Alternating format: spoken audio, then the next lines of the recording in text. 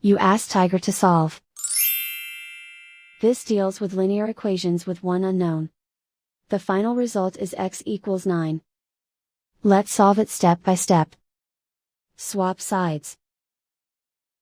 Group all constants on the right side of the equation. Add 11 to both sides. Simplify the arithmetic.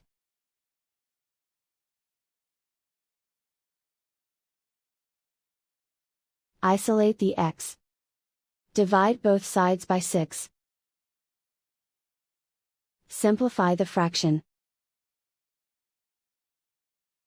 Find the greatest common factor of the numerator and denominator.